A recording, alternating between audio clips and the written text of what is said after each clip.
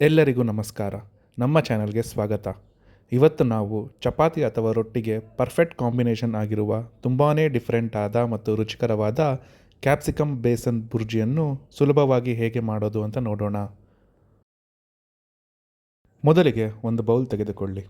ಅದಕ್ಕೆ ಕಡಲೆ ಹಿಟ್ಟು ಸೇರಿಸಿ. ನಂತರ ರುಚಿಗೆ ತಕ್ಕಷ್ಟು ಉಪ್ಪು, ಗರಂ ಮಸಾಲ ಮತ್ತು ಖಾರದ ಪುಡಿ ಸೇರಿಸಿ.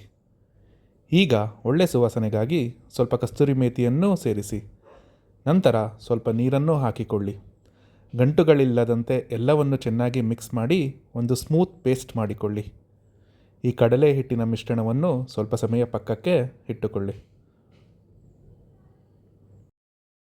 ಈಗ ಗ್ಯಾಸ್ ಮೇಲೆ ಮತ್ತೊಂದು ಪಾತ್ರೆ ಇಟ್ಟು ಸ್ವಲ್ಪ ಎಣ್ಣೆ ಬಿಸಿ ಮಾಡಿ. ಎಣ್ಣೆ ಕಾದ ನಂತರ ಸಾಸಿವೆ ಮತ್ತು ಜೀರಿಗೆ ಸೇರಿಸಿ. ಇದರ ಜೊತೆ ಕ್ರಂಚ್ ಟೇಸ್ಟಿಗಾಗಿ ಕಡಲೆಬೇಳೆ ಹಾಕಿ. ಬೇಳೆ ತಿಳಿ ಬಂಗಾರದ ಬಣ್ಣಕ್ಕೆ ಬರುವವರೆಗೂ ಸ್ವಲ್ಪ ಸಮಯ ಚೆನ್ನಾಗಿ ಹುರಿಯಿರಿ. ಈಗ ಹಚ್ಚಿದ ಈರುಳ್ಳಿ ಸೇರಿಸಿ. ಈರುಳ್ಳಿ ಮೆತ್ತಗಾಗುವವರೆಗೂ ಚೆನ್ನಾಗಿ ಮಿಕ್ಸ್ ಮಾಡಿ ಫ್ರೈ ಮಾಡಿ. ನಂತರ ಕತ್ತರಿಸಿದ ಕ್ಯಾಪ್ಸಿಕಮ್ ತುಂಡುಗಳನ್ನು ಹಾಕಿ ಎಲ್ಲವನ್ನು ಒಮ್ಮೆ ಚೆನ್ನಾಗಿ ಮಿಕ್ಸ್ ಮಾಡಿ.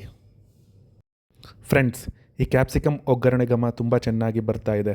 ಈ ಡಿಫ್ರೆಂಟ್ ಆದ ರೆಸಿಪಿ ನಿಮಗೆ ಇಷ್ಟ ಆಗ್ತಿದ್ದರೆ ಇನ್ಯಾಕೆ ತಡ, ಈಗಲೇ ವಿಡಿಯೋ ಕೆಳಗಡೆ ಇರೋ ಸಬ್ಸ್ಕ್ರೈಬ್ ಬಟನ್ ಕ್ಲಿಕ್ ಮಾಡಿ ನಮ್ಮ ಚಾನಲ್ಗೆ ಸಪೋರ್ಟ್ ಮಾಡಿ.